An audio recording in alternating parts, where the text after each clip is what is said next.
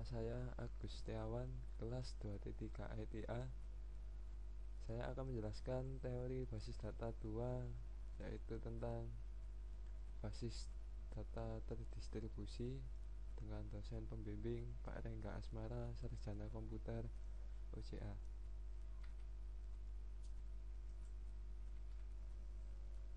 Tujuan belajar: memahami perbedaan DBMS terdistribusi dan DBMS terpusat, memahami arsitektur basis data terdistribusi, kemudian memahami penyimpanan data, katalog data pada sistem terdistribusi, kemudian yang keempat memahami query, join dan optimasi query pada DBMS terdistribusi, kemudian yang kelima memahami bagaimana mengubah data, melakukan logging data pada DBMS terdistribusi. Kemudian yang terakhir memahami bagaimana menangani kegagalan pada sistem terdistribusi. Pendahuluan: pada basis data terdistribusi atau distributed database, data disimpan pada beberapa tempat atau set. Setiap tempat diatur dengan suatu DBMS, database management system, yang dapat berjalan secara independen. Properti yang terutama terdapat pada basis data terdistribusi yaitu yang pertama, independensi data terdistribusi. Pemakai tidak perlu mengetahui di mana data berada. Merupakan pengembangan prinsip independensi data fisik dan logika. Transaksi terdistribusi yang autonomik. Pemakai dapat menulis transaksi yang mengakses dan mengubah data pada beberapa tempat seperti mengakses transaksi lokal. Tipe basis data terdistribusi. Terdapat dua tipe basis data terdistribusi, yaitu homogen, yaitu sistem di mana setiap tempat menjalankan tipe DBMS yang sama. Heterogen, yaitu sistem di mana setiap tempat yang berbeda menjalankan DBMS yang berbeda, baik relasional DBMS, RDBMS atau non-relasional DBMS. Gambaran basis data terdistribusi yang heterogen dapat dilihat pada gambar 7/1, yaitu kita dapat melihat data tersebut di mana berisikan DBMS 1, kemudian DBMS 2 dan DBMS 3. Arsitektur basis data terdistribusi. Terdapat 3 pendekatan alternatif untuk membagi fungsi pada proses DBMS yang berbeda. 2 arsitektur alternatif DBMS terdistribusi adalah client server dan kolaborasi server. Client server. Sistem client server mempunyai satu atau lebih proses client dan satu atau lebih proses server. Dan sebuah proses client server dapat mengirim query ke sembarang proses server seperti pada gambar 7/2. Klien bertanggung jawab pada antarmuka untuk user, sedangkan server mengatur data dan mengeksekusi transaksi. Sehingga suatu proses klien berjalan pada sebuah personal komputer dan mengirim query ke sebuah server yang berjalan pada mainframe. Dimana kita dapat melihat gambar 7/2, yaitu sistem client server, dimana pada query masuk pada klien, kemudian salah satu klien menyebarkan ke server, yaitu server pertama, server kedua, dan server ketiga. Implementasi yang relatif sederhana karena pembagian fungsi yang baik dan karena server tersentralisasi kan. Kedua, mesin server yang mahal utilisasinya tidak terpengaruh pada interaksi pemakai. Meskipun mesin klien tidak mahal, ketika pemakai dapat menjalankan antarmuka berbasis grafis sehingga pemakai lebih mudah dibandingkan antarmuka pada server yang tidak user friendly. Pada saat menulis aplikasi klien server, perlu diingat batasan antara klien dan server, dan untuk menjaga komunikasi antara keduanya yang berorientasi himpunan, khususnya membuka kursor dan mengambil tupel pada satu waktu membangkitkan beberapa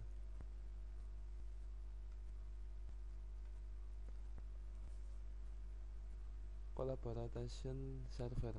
Arsitektur client server tidak mengizinkan satu query mengakses banyak server karena proses klien harus dapat membagi sebuah query ke dalam beberapa subquery untuk dieksekusi pada tempat yang berbeda dan kemudian membagi jawaban ke subquery.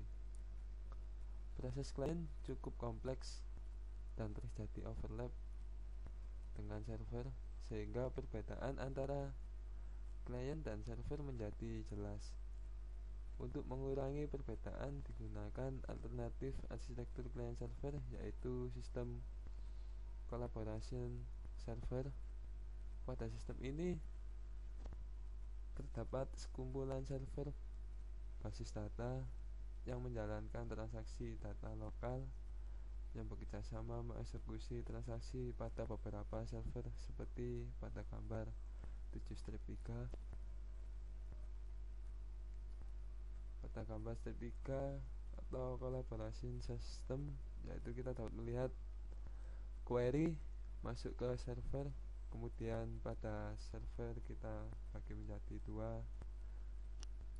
Jika server menerima query yang membutuhkan akses ke data pada server lain, sistem membangkitkan subquery yang dieksekusi server lain dan mengambil hasilnya bersama-sama untuk menggabungkan jawaban menjadi query asal. Penyimpanan data pada sistem terdistribusi.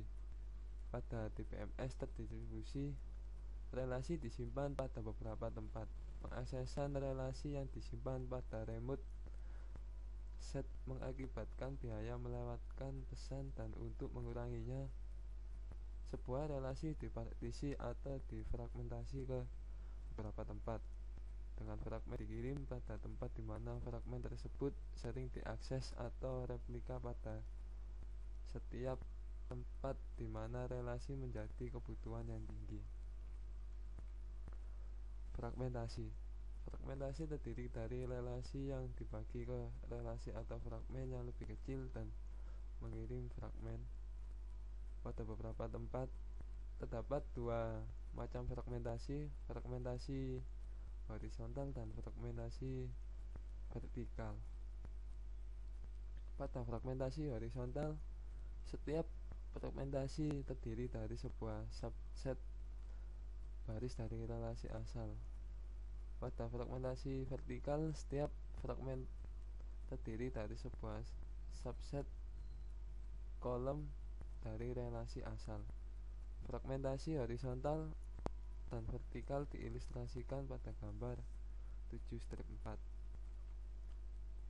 di mana pada gambar 7/4 yaitu mengenai fragmentasi horizontal dan vertikal, kita dapat melihat gambar tersebut di mana fragmentasi vertikal yaitu pada kotak biru, kemudian fragmentasi horizontal yaitu dapat pada kotak berwarna hijau.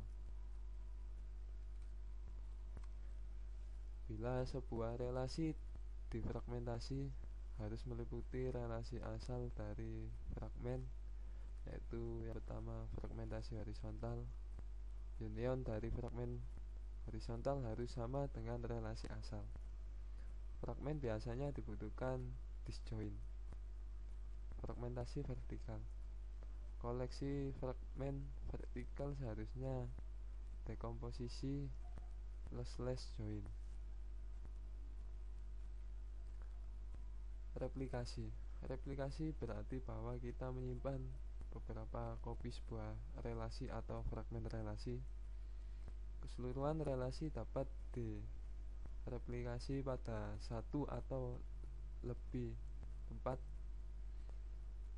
Sebagai contoh, jika relasi R difragmentasi ke R1, R2, dan R3, kemungkinan terdapat hanya satu kopi R1, di mana R2 adalah replikasi pada dua tempat lainnya dan R3 replikasi pada semua tempat. Hal ini dapat diilustrasikan pada gambar 7/5, di mana kita dapat melihat pada gambar 5 yaitu replikasi di set A yang berwarna merah berisikan R1 dan R2, kemudian di set B berisi R1 dan R2. Motivasi untuk replikasi adalah yaitu yang pertama meningkatkan kesediaan data. Jika sebuah tempat yang berisi replika melambat, kita dapat menemukan data yang sama pada tempat lain. Demikian pula jika kopi lokal dari relasi yang di remote tersedia, maka tidak terpengaruh saluran komunikasi yang gagal. Kedua, evaluasi query yang lebih cepat. Query dapat mengeksekusi lebih cepat menggunakan kopi lokal dari relasi termasuk ke remote set. Manajemen katalog terdistribusi. Menyimpan data terdistribusi pada beberapa tempat dapat menjadi akses kompleks. Kita harus menyimpan data bagaimana relasi difragmentasi dan replikasi, bagaimana fragmen relasi distribusikan ke beberapa tempat, dan di mana kopi dari fragmen disimpan. Nama setiap replika dari setiap fragmen harus ada. Untuk menyediakan otonomo lokal digunakan format sebagai berikut, yaitu lokal name bit set. Katalog setiap tempat menggambarkan semua objek fragmen replika pada suatu tempat dan menyimpan data replika dari relasi yang dibuat pada tempat tersebut. Untuk menemukan relasi, lihat pada katalog bitset. Bitset tidak pernah berubah meskipun relasi dipindahkan. Query terdistribusi. Misalnya pada dua relasi yaitu seller SID integer sname string rating integer x real reserves SID integer bit integer t date r6 string. Kemudian dilakukan query berikut: select average dalam kurung s.x from seller s where s.rating lebih besar dari 3 and s.rating lebih kecil dari 7.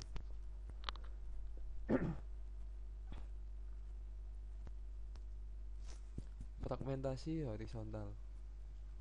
Tuple dengan rating lebih kecil dari 5 pada Shanghai, kemudian lebih besar sama dengan 5 pada Tokyo harus menghitung sum dalam kurung X kon X pada kedua tempat. Jika where berisi hanya S rating lebih besar daripada 6, maka hanya satu tempat. Fragmentasi vertikal SID dan rating pada Shanghai, S-name dan X pada Tokyo, TID pada kedua tempat harus melakukan rekonstruksi relasi dengan join pada TID, kemudian mengevaluasi query. Replikasi Sailor dikopikan pada kedua tempat. Join pada DBMS terdistribusi. Sebagai contoh, London menyimpan 500 halaman Sailor dan Paris mempunyai 1000 halaman reserves seperti pada gambar 7/6, dimana kita dapat melihat gambar tersebut, dimana London berwarna hijau berisikan Sailor 500 halaman, kemudian Paris berwarna biru berisikan reserves 1000 halaman. Untuk menangani join pada DBMS terdistribusi harus diperhatikan hal berikut. Ambil halaman sesuai kebutuhan pada suatu nested loop join di London dengan Sailor sebagai outer, dan setiap halaman Sailor ambil semua halaman reservoir dari Paris. Jika halaman reserves di London diambil sampai join selesai, halaman akan diambil sesekali, tetapi asumsikan bahwa halaman reserves tidak diambil semua sampai selesai, maka biaya akan menjadi mahal. Biaya 500D plus 500 kali 1000 atau D plus S. D adalah biaya membaca atau menulis halaman, S adalah biaya pengiriman halaman. Query tidak dikirim ke London harus menambah biaya hasil pengiriman ke query set. Dapat juga mengerjakan inner nested loop di London, ambil tupelo reserves yang sesuai ke London sesuai kebutuhan. Pengiriman ke satu tempat, kirimkan reserves ke London. Biaya 1000S dan 4500D atau semi join, biaya sama dengan 3 kali dalam kurung 500 per 1000. Jika ukuran hasil sangat besar, lebih baik mengirimkan kedua relasi ke result sheet dan kemudian lakukan join. Semi join. Teknik semi join ditujukan untuk mengurangi jumlah tupelo reserves yang dikirim. Idenya terdiri dari langkah-langkah berikut, yaitu yang pertama, di London proyeksikan Sailor ke kolom join dan kirimkan ke Paris. Dan yang kedua, di Paris lakukan join pada proyeksi Sailor dengan reserves. Hasil join disebut reduksi dari reserves dengan Sailor. Kemudian yang ketiga, kirimkan reduksi reserves ke London. Dan keempat, pada London join Sailors dengan reserves yang sudah direduksi. Ide dari langkah semi join tersebut adalah mengurangi biaya komputasi dan proyeksi pengiriman dan komputasi dan proyeksi pengiriman untuk biaya pengiriman relasi reserves penuh.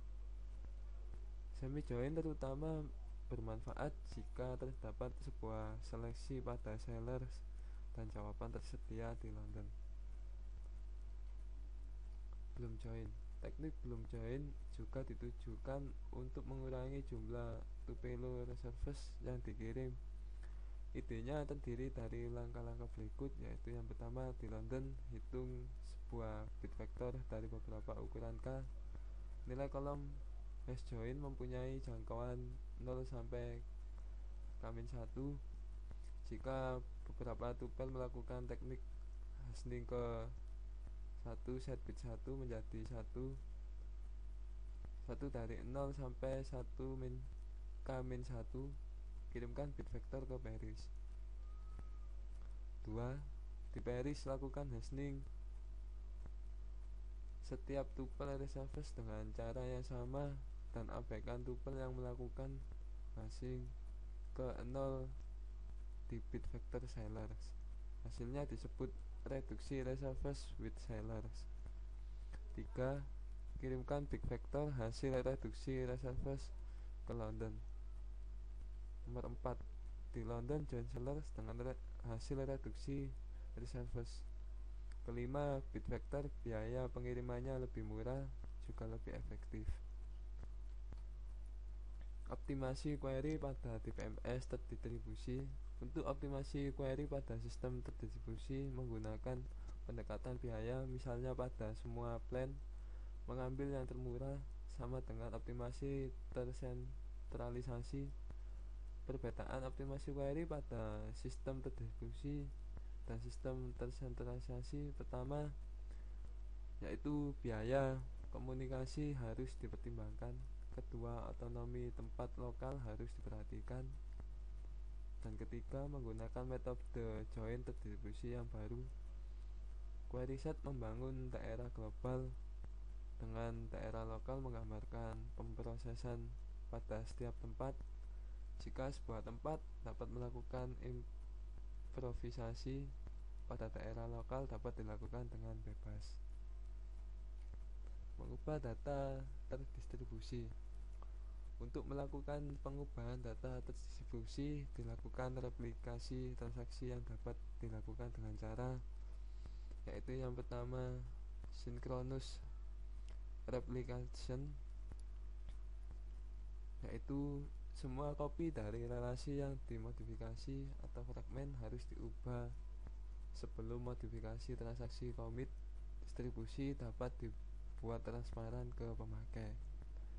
Kemudian yang kedua, asynchronous replication, yaitu kopi dari sebuah relasi yang dimodifikasi hanya diubah secara periodik. Kopi yang berbeda akan keluar dari sinkronisasi. User harus waspada pada distribusi data produk saat ini mengikuti pendekatan ini. Synchronous replication. Terdapat dua teknik dasar untuk menjamin transaksi terlihat nilai yang sama dengan kopi, yaitu yang pertama voting.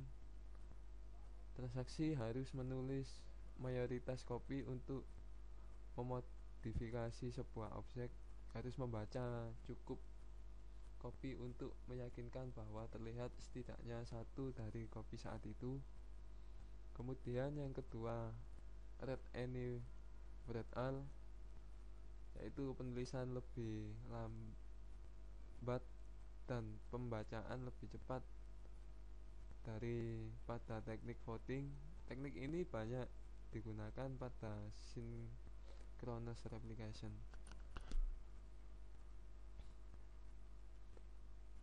Asynchronous replication. Asynchronous replication mengizinkan memodifikasi transaksi commit sebelum semua kopi diubah dan pembaca tidak hanya terlihat satu kopi. Pemakai harus waspada kopi yang keluar dari sinkronisasi untuk suatu periode waktu yang pendek. Kemudian teknik asynchronous replication menggunakan dua pendekatan, yaitu pendekatan primary set dan peer-to-peer replication. Perbedaan kedua teknik ini terletak pada beberapa banyak kopi yang dapat diubah atau copy master. Peer-to-peer replication. Lebih dari satu kopi dari suatu objek dapat menjadi sebuah master. Perubahan ke copy master harus dipropaganda ke kopi lain dengan cara yang berlainan. Primary set replication. Tepat satu kopi dari suatu relasi digunakan sebagai primary copy atau master copy. Replika pada tempat ini tidak langsung diubah, primary copy diplikasikan. Implementasi primary set pada asynchronous replication. Isu utama dalam implementasikan primary set replication adalah menentukan berapa banyak perubahan ke primary copy di propaganda ke copy sekunder. Perubahan biasanya di propaganda dalam dua langkah, yaitu capture dan apply. Perubahan dibuat dengan transaksi commit ke primary copy yang diidentifikasi selama langkah capture dan di propaganda ke copy sekunder selama langkah apply. Mengimplementasikan langkah capture. Langkah capture diimplementasikan dengan satu dari dua pendekatan, yaitu log based capture dan procedural capture. Yang pertama, log based capture.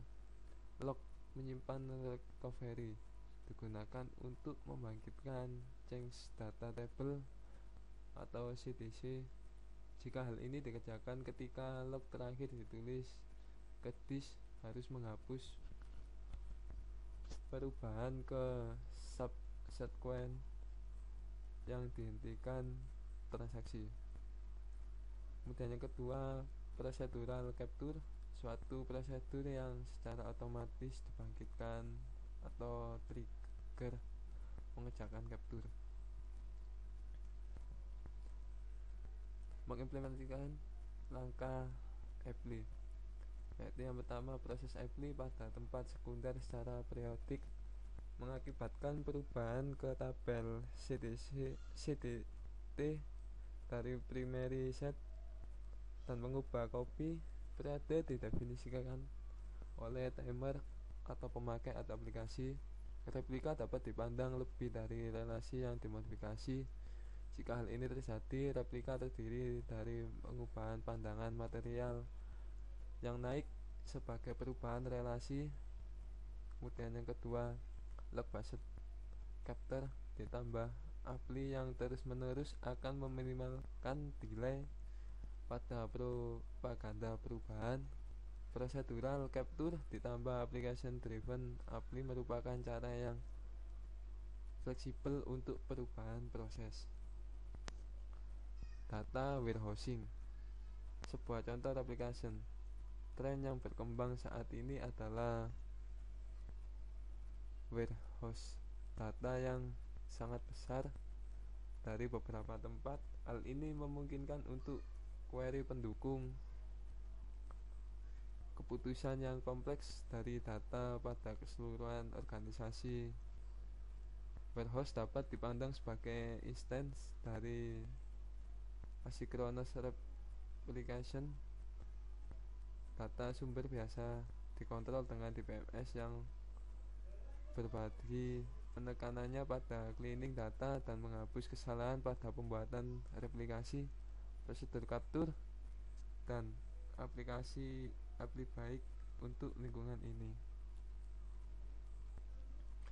Logging pada sistem terdistribusi. Untuk menangani penguncian objek pada beberapa tempat digunakan cara, yaitu yang pertama, sentralisasi. Satu tempat melakukan semua penguncian dan pembukaan kunci untuk semua objek. Kemudian yang kedua, primary copy. Semua penguncian untuk suatu objek dikerjakan pada tempat primary copy dari objek tersebut. Untuk pembacaan membutuhkan akses ke tempat terkunci, baik tempat di mana objek tersimpan. Terdistribusi penuh. Penguncian untuk suatu copy dilakukan pada tempat di mana copy disimpan. Hal ini akan mengunci semua tempat pada saat menulis objek. Distributed deadlock detection. Setiap tempat menangani local wait for grab. Deadlock global akan terjadi jika local grab tidak membentuk siklus seperti dapat dilihat pada gambar. Tujuh step 6 menunjukkan terjadi deadlock global, yaitu kita dapat melihat pada gambar 7 step 6 deadlock global, dimana set A T1 menuju T2, kemudian set B T2 menuju ke T1, dan global yaitu pada T1 menuju T2 dan T2 menuju ke T1.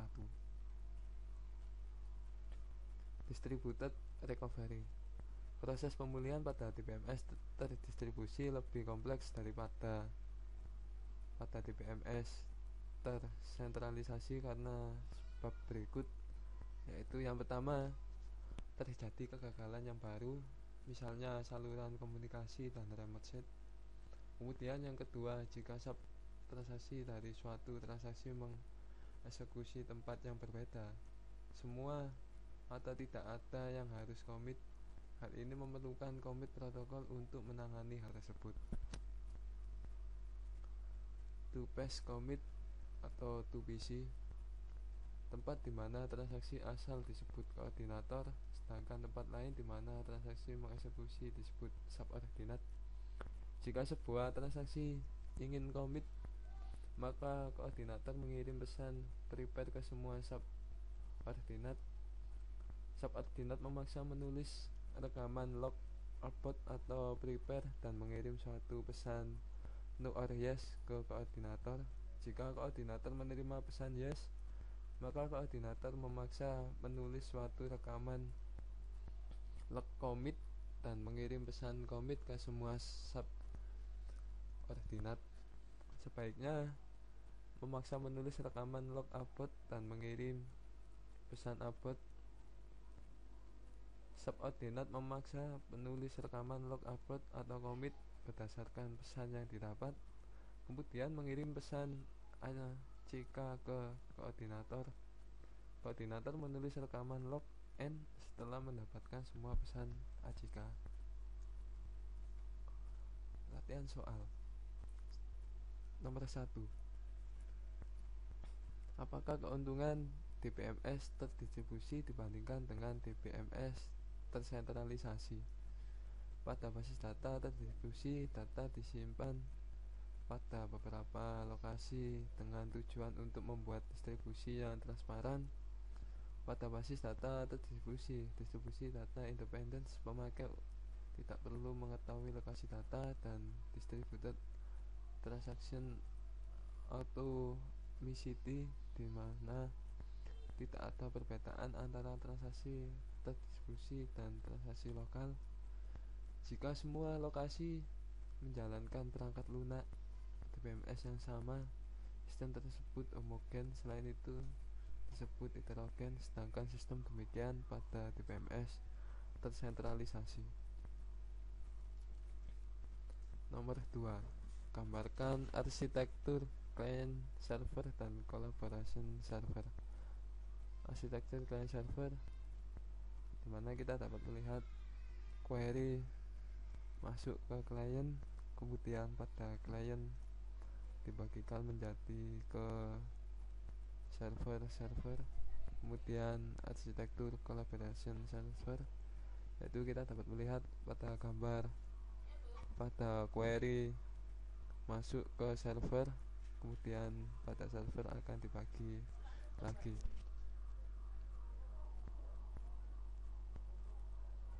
Nomor 3. Pada arsitektur collaboration server, jika suatu transaksi dikirim ke DPMS, akan digambarkan bagaimana aktivitas tempat yang berbeda dikoordinasi. Secara khusus, gambarkan aturan manajer transaksi pada tempat berbeda. Konsep atomic transaksi terdistribusi, yaitu kita dapat melihat pada gambar di bawah. Server akan dibagi menjadi server dan menuju ke query. Nomor 4. Definisikan fragmentasi dan replikasi pada hal di mana data disimpan. Yang pertama, fragmentasi. Fragmentasi terdiri dari relasi yang dibagi ke relasi atau fragmen yang lebih kecil dan mengirim fragmen. Pada beberapa tempat terdapat dua macam fragmentasi, fragmentasi horizontal dan fragmentasi vertikal. Pada fragmentasi horizontal, setiap fragmen terdiri dari sebuah subset baris dari relasi asal. Pada fragmentasi vertikal, setiap fragmentasi terdiri dari sebuah subset kolom dari relasi asal, dimana kita dapat melihat gambar pada di bawah ini, yaitu fragmentasi vertikal berwarna biru dan fragmentasi horizontal berwarna hijau. Replikasi berarti bahwa kita menyimpan beberapa kopi sebuah relasi atau fragmen relasi. Keseluruhan relasi dapat direplikasi pada satu atau lebih tempat. Sebagai contoh, jika relasi R difragmentasi ke R1, R2, dan R3, kemungkinan terdapat hanya satu kopi R1, di mana R2 adalah replikasi pada dua tempat lainnya dan R3 replikasi pada semua tempat, dimana kita dapat melihat pada gambar di bawah, yaitu dimana set A yang berwarna merah berisi R1 dan R3, dan set B berwarna hijau berisi R1 dan R2. Nomor 5. Apakah perbedaan antara replikasi sinkronus dan asinkronus? Synchronous replication, semua kopi dari relasi yang dimodifikasi atau fragmen harus diubah sebelum modifikasi transaksi commit. Distribusi data dibuat transparan ke pemakai. Kalau asynchronous replication, yaitu kopi dari sebuah relasi yang dimodifikasi hanya diubah secara periodik. Kopi yang berbeda akan keluar dari sinkronisasi. User harus waspada pada distribusi data. Produk ini mengikuti pendekatan ini. Nomor 6. Definisikan distributed data independence. Distribusi data independence adalah pemakai tidak perlu mengetahui lokasi data. Nomor 7. Bagaimana teknik voting dan read one read all diimplementasikan pada replikasi sinkronus? Yaitu yang pertama, voting. Transaksi harus menulis mayoritas kopi untuk memodifikasi sebuah objek. Harus membaca cukup kopi untuk meyakinkan bahwa terlihat setidaknya dari kopi saat ini. Misalnya terdapat 10 kopi, 7 penulisan untuk perubahan, dan 4 kopi untuk pembacaan. Setiap kopi mempunyai nomor versi. Teknik ini biasanya tidak atraktif karena pembacaan adalah hal yang biasa. Yang kedua yaitu read any read all, yaitu penulisan lebih lambat dan pembacaan lebih cepat daripada teknik voting. Teknik ini banyak digunakan pada synchronous replication. Nomor 8. Berikan penjelasan bagaimana asynchronous replication implementasikan. Khususnya jelaskan maksud capture dan append. Implementasi primary set pada asynchronous replication. Isu utama dalam implementasi primary set replication adalah menentukan beberapa banyak perubahan ke primary copy di propaganda ke copy sekunder. Perubahan biasanya di propaganda adalah dua hal, yaitu hello capture dan apply. Perubahan dibuat dengan transaksi commit ke primary copy yang didefinisikan selama langkah capture dan di propaganda ke copy sekunder selama langkah apply. Mengimplementasikan langkah capture. Langkah capture diimplementasikan dengan satu dari dua pendekatan, yaitu log based capture dan procedural capture. Log based capture yaitu log menyimpan recovery, digunakan untuk membangkitkan change data table atau CDT. Jika hal ini dikerjakan ketika log terakhir ditulis ke disk, harus menghapus perubahan ke subsequence yang dihentikan transaksi. Kemudian procedural capture, suatu prosedur yang secara otomatis dibangkitkan trigger mengerjakan capture. Proses apply dapat tempat sekunder secara periodik mengakibatkan perubahan ke tabel CDT dari primary set dan mengubah copy. Periode didefinisikan oleh timer atau pemakai atau aplikasi. Replika dapat dipandang lebih dari relasi yang dimodifikasi. Jika hal ini terjadi, replika terdiri dari perubahan pandangan material yang naik sehingga perubahan relasi. Nomor 9. Apakah perbedaan antara log based dan prosedural untuk implementasi capture? Log based capture. Log menyimpan recovery digunakan untuk membangkitkan change data table atau CDT. Jika hal ini dikerjakan ketika log terakhir ditulis ke disk, harus menghapus perubahan ke subsequence yang dihentikan transaksi. Procedural capture yaitu suatu prosedur yang secara otomatis dibangkitkan trigger mengerjakan capture. Nomor 10. Mengapa pemberian nama unik pada objek basis data lebih kompleks pada DBMS terdistribusi? Karena jika suatu relasi difragmen dan direplika, setiap partisi memerlukan nama global yang unik yang disebut relation name. Manajemen katalog terdistribusi diperlukan untuk menyimpan rekaman di mana data disimpan.